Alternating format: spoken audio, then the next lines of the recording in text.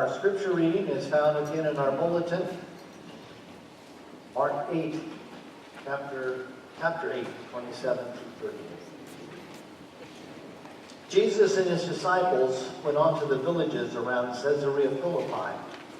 And on the way he asked them, "Who do people say I am?" They replied, "Some say John the Baptist, others say Elijah, still others one of the prophets." "What about you?" he asked. "Who do you say I am?" Peter answered, "You are the Messiah." Jesus warned them not to tell anyone about him. He then began to teach them that the Son of Man must suffer many things and be rejected by the elders, the chief priests, and the teachers of the law, and that he must be killed and after 3 days rise again. He spoke plainly about this. And Peter took him aside and began to rebuke him. But when Jesus turned and looked at his disciples, he rebuked Peter. "Get behind me, Satan," he said. "You do not have in mind the concerns of God, but merely human concerns." Then he called the crowd to him, along with his disciples, and he said, "Whoever wants to be my disciple must deny himself and take up their cross and follow me. For whoever wants to save his life will lose it, but whoever loses their life for me and for the gospel will save it. What good is it for someone to gain the whole world yet forfeit their soul? Or what can anyone give in exchange for their soul? If anyone is ashamed of me and my words in this adulterous and sinful generation, the Son of Man will be ashamed of them when he comes in his Father's glory with the holy angels." We're going to spend 2 weeks on these same verses. Because the first thing I want to do is I want to give you what I think is the background as to what sets this situation up. And then next week I want to look very specifically at what it was that Jesus told us when he said that he needed to suffer and to die, and what it really means to be one of his disciples. In Mark's gospel, there are 3 hikes that Jesus makes with his disciples. The first hike that he makes is he goes to Sidon around the Sea of Galilee. The second hike he's going to go to Caesarea Philippi. And then the third hike he's going to go to Jerusalem. Now, the background here is that Mark's gospel does not include a temptation story. All we're told is that after Jesus was baptized, he goes into the wilderness, there he's tempted, and then it just launches into telling us about what Jesus does. We don't get any of the actual details of the temptation, what Jesus said to reject it. But in Matthew's gospel and Luke's gospel, we're told what it was that Jesus was tempted. Jesus had been fasting for 40 days. He was hungry, and the devil comes to him, and he says, "You've got all power. Turn these stones into bread and feed yourself." Jesus responds by saying, "Man does not live by bread alone, but by every word that proceeds from the mouth of God." And then Satan takes him up to the highest point of the temple, the pinnacle of the temple, and he says, "If you're the Son of God, throw yourself off of the temple, because the scriptures say that God will send his angels to protect you, lest you would bruise your foot upon a stone." And Jesus responds by saying, "Well, it's not right to tempt God." And then the last one that Satan tempts him with is he says, "If you're the Son of God, I can make your job easier for you. I can give you all of the kingdoms of the world, and you can fulfill your mission, but all you have to do is bow down and worship me." And so Jesus says to him, "You shall worship no one but the Lord your God alone." And then he says to the devil, "Satan, get behind me. Get away." And Satan departs from him. But Luke makes this very interesting phrase that we oftentimes just kind of ignore. Is that Luke says that the devil departed until an opportune time. And I think this opportune time is what happens on the hike at Caesarea Philippi. The 3 hikes, we're going to look at 2 of the hikes today.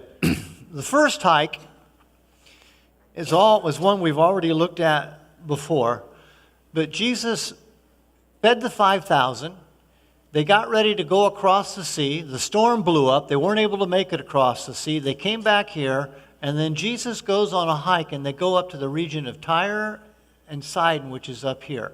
This is about 30 miles. And then from here, he comes down, and they go over here, and they get to the area of the Decapolis, and this is where Jesus feeds the 4,000, and he heals the deaf mute. They get on a boat, they go across the boat, they come back over to here, and they land at Bethsaida. And then from Bethsaida, they're going to start their second hike, where they go up to Caesarea Philippi. Now, this is a distance altogether where he hikes, where it's about 50-some miles. And we're not told how long this journey took. One of the commentators that I read speculated that this hike could have taken anywhere from 2 or 3 weeks to a year. And so Jesus is spending this time with his disciples. Now, one of my mentors, a pastor by the name of Doug Ferguson, he was really big into camping. And he made the comment to me one time, which I've always listened to. He said that when Jesus wanted to teach, he went to the synagogue. But when he wanted to change lives, he went camping. And that's what Jesus is doing. He is camping with his disciples. He's spending a great deal of time with them. And so on this first hike is where we read about the encounter with the Syrophoenician woman. We read about the deaf mute. We read about the feeding of the 4,000. We're given the warning, beware the leaven of the Pharisees and the leaven of the Herodians. And then you have the healing of the blind man. And then he's going to start this second journey. All of these things that are happening here. But the thing that we need to notice is that all of these ministry events that we read in this time, they're to Gentiles. He is reaching out to the non-Jewish community.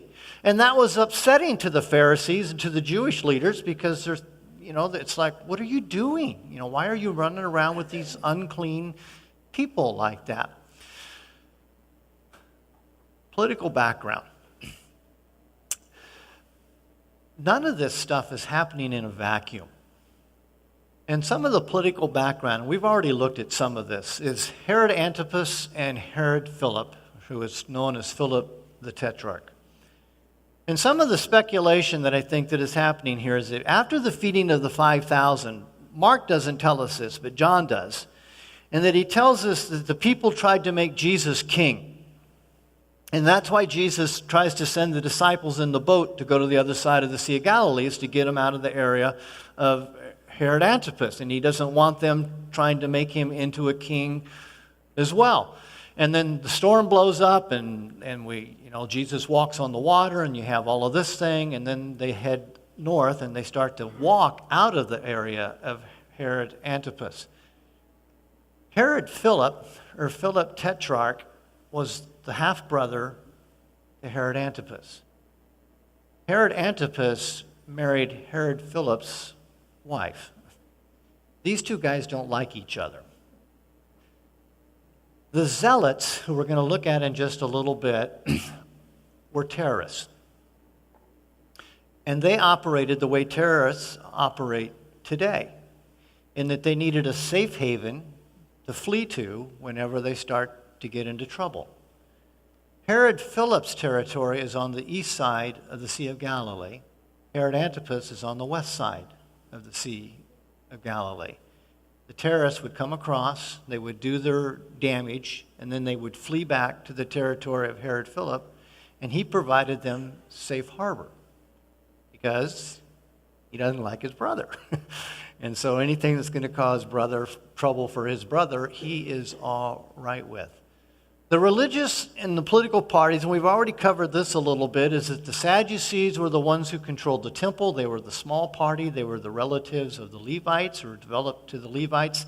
And they were Roman collaborators. And the reason why they were Roman collaborators is because if any Messiah were to arise and to cause trouble, and the Romans were to throw them out, they were afraid that the temple would be destroyed and they would be out of a job.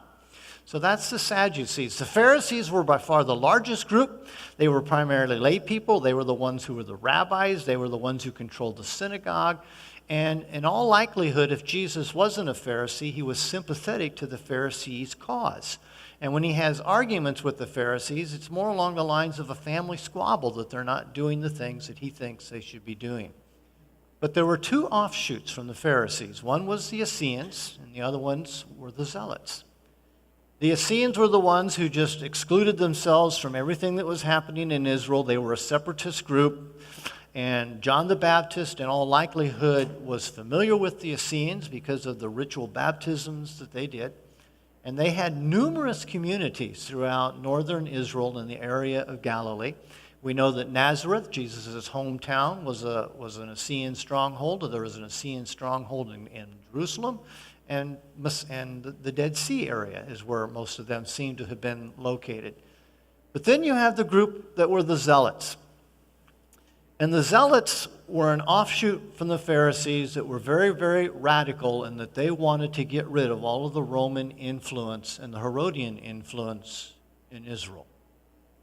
And so they would kill Roman collaborators, burn down tax offices, and do all of these terrible things. Now, the point that I'm trying to get to, and it's taken me a while to get there, but I'll wrap it up here pretty quick, is that all politics are local. That's true now, and it was true back then. All politics are local. Can you even tell me the names of the politicians that were running and lost this last election year? Who was the guy who was running against Senator Anderson?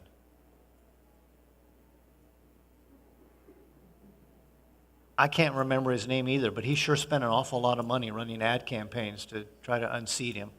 How come nobody remembers who he is anymore? And how many of you even care about Senator Anderson now? Why not? Well, what they accused him of was doing nothing, and evidently he's still doing it. But all politics are local. We really don't care what happens in Topeka or what happens in Washington, D.C., unless it directly influences us. Unless it's raising my taxes, or unless it's doing something with my business, or doing, something that involves my property. They can do what they want to do in Washington, D.C. and Topeka. I don't care. And that's always the way it's been. All politics are local. Unless something happens that involves me, we really don't care what's happening. Well, in Galilee, the area where Jesus was from, they were very heavily taxed by Herod. And so what they were very interested in is that somebody who could help relieve them of the incredible tax burden that they were placed under. And so you had a fellow by the name of, I can't quite pronounce his name, Ezekias or something like that, and he's from the area of Galilee. And if you look straight across from where Tiberias is where Herod Antipas's headquarters were. And basically just straight across, you have a place over here called Gamla. And this is where the guy who ended up becoming the guy who invented the Zealots, this is where he came from.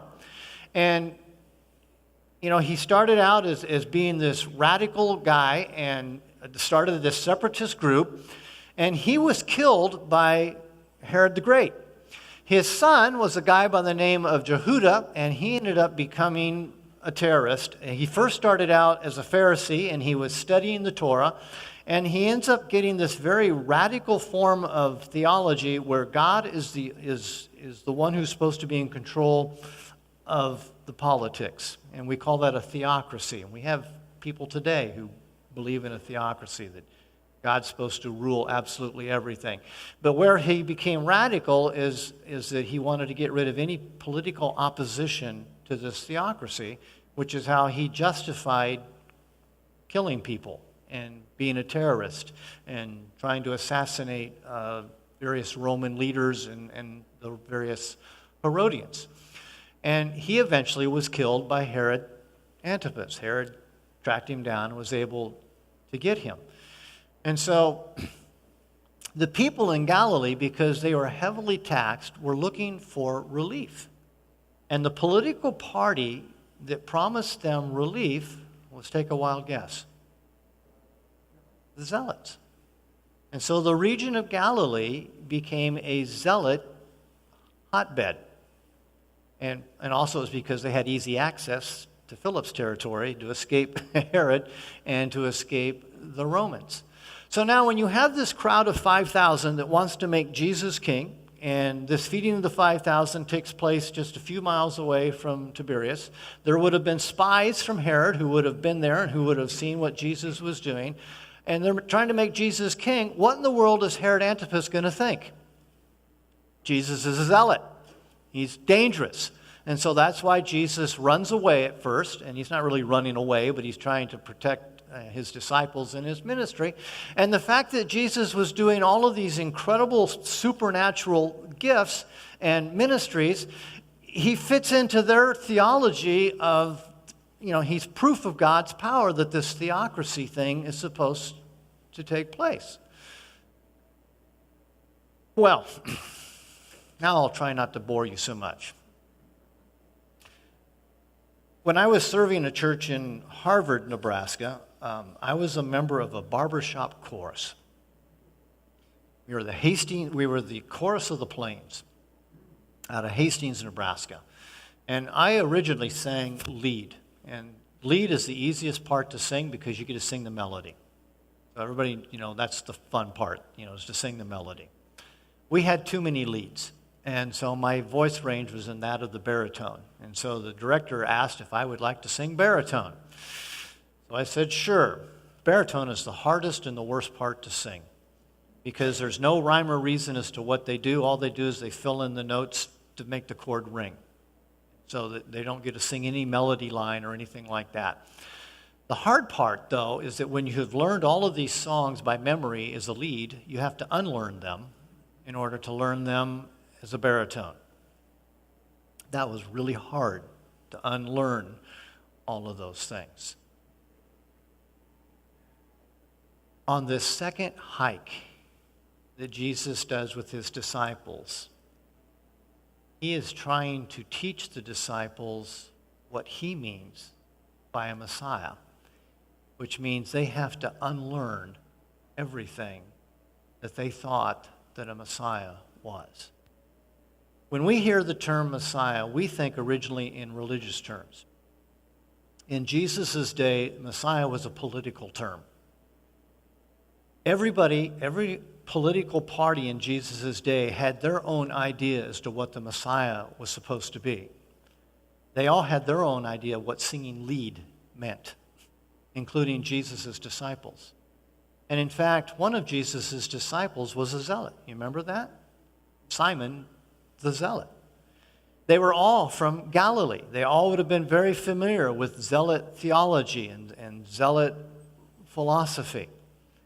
And so when they heard that Jesus was being proclaimed as a Messiah, they're thinking, he's going to be a zealot. He's going to raise an army. He's going to do what we expect because a Messiah is supposed to be like King David. He's supposed to raise an army. He's going to restore Israel to its political power. And so when they start this second journey, they're going to go up to Caesarea Philippi, which is about a 25-mile hike. They're leaving from the area of Bethsaida. This is right by the base of the Mount Hermon, which is where the Mount of Transfiguration is. And so this is where we are heading with this thing. And as they're making this hike, Jesus asks his disciples, actually I lost a picture there, but that's all right. But he asks the disciples and he says, who do people say that I am? This is part of the re-education process. Who do people say that I am? And I think that the disciples, as they're hiking along, they're giving this some thought. They're contemplating this. And so they're thinking, and answering him. And some of them say, well, some people say that you're John the Baptist, reincarnated or resurrected. Some people think that maybe you're Elijah. Other people think that you're one of the great prophets. They probably had some other things that they were thinking. They're a great teacher, they're a rabbi, all of these sorts of things. And so then Jesus asks them and he says, well, who do you say that I am? Now, most of the time we get the idea that Peter probably just blurted this right out. You're the Messiah. I don't think he blurted it out. I think, the disciples, as they're walking along, I think they're having a discussion because this is how rabbinical teaching is done. And so they were probably thinking about the scriptures and thinking about the various things and what Jesus has said. And they're trying to make the decision, okay, who is Jesus? And I think after a while they're discussing this. And then Peter finally says to them, as the spokesman of the group, "We think you're the Messiah." And then Jesus says to him, "Great, but don't tell anybody." Why? This isn't just because Jesus wants to keep it a secret. It's because all politics are local.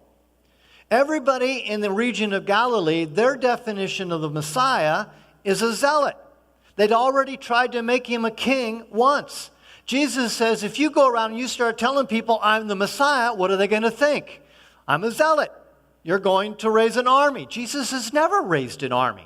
He says, people are thinking that I'm going to raise an army. We're going to start an armed revolt against Rome and against Herod and this sorts of stuff. Jesus does not want to be a zealot. Well, then he begins to tell the disciples what he means by Messiah. And he tells them that I'm going to suffer. I'm going to die. We're going to go to Jerusalem not to raise an army and to overthrow Rome, but in order that I might be crucified and rise again on the third day. And we're told that he said this openly, which means that he said it repeatedly. For this entire hike, Jesus is telling them that he's going to die.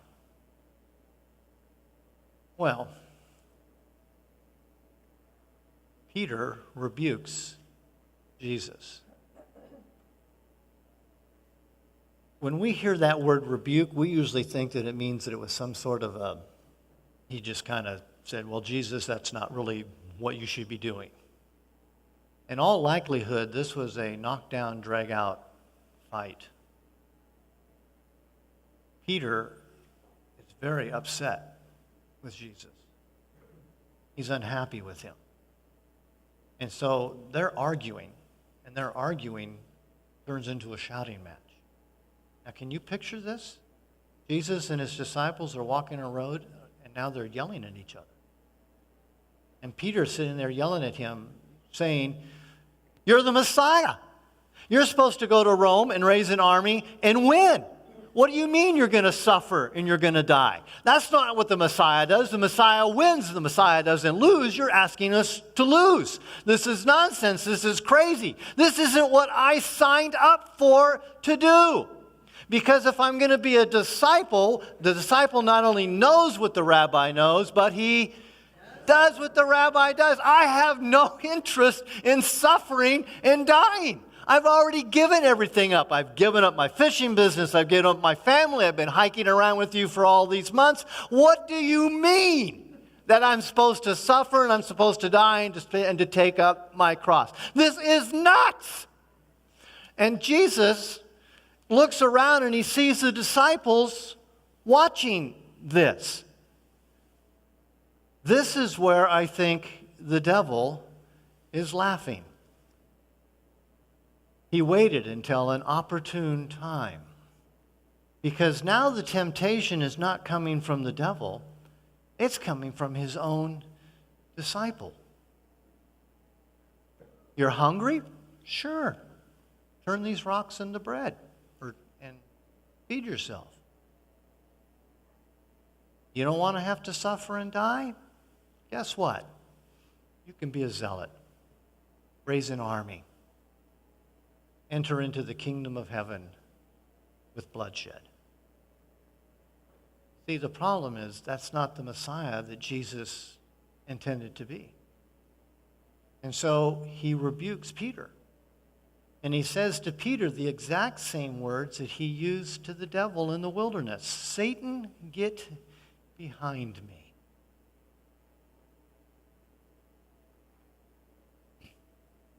My wife makes great chili. And she puts it in a crock pot. Now sometimes, if we're in a hurry, she puts everything together and she lets it cook for about an hour. And it's pretty good. But what you know about chili, right, is that it needs to simmer. And if you can let it cook all day long, it gets really, really good.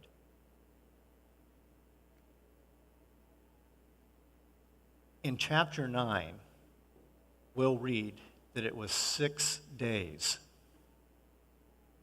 before Jesus does any things with the disciples. What happened during those 6 days? They were simmering. Now, in John's gospel, again, we're told that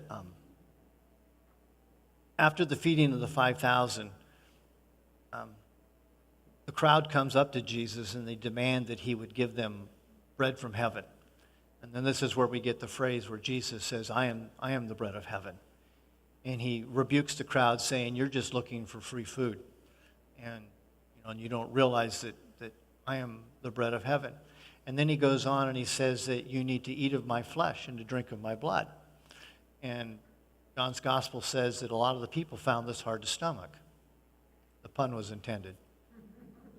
And the crowds left him. And then Jesus asked the disciples and he says, do you also want to leave? And Peter responds by saying, where else would we go? You alone have the words of life. I think for these 6 days, Peter is contemplating leaving. This isn't what he signed up for. He doesn't want to suffer and to die. He doesn't expect the Messiah to have to suffer and to die. So for 6 days, there is this simmering. And in 2 weeks, we'll look at what happens after they simmer a while. So what have we learned for today? We've learned that Jesus doesn't fit our conception as to what we think the Messiah should be. He ministers to Gentiles instead of just to Jews. Jesus' concept of the Messiah is radically different than the world's, and it's still radically different from the world's. And the world sees leadership and Messiah as being somebody who is in charge and has military and political might. And Jesus sees Messiahship as meaning to suffer and to serve. And like Peter, we argue with Jesus. We don't want to suffer. We don't want to serve. Because it's not just enough to know what the rabbi knows. We're supposed to do what the rabbi does. And suffering is not very appealing. When have you had an argument with God? What was it about? Who won? Let us pray.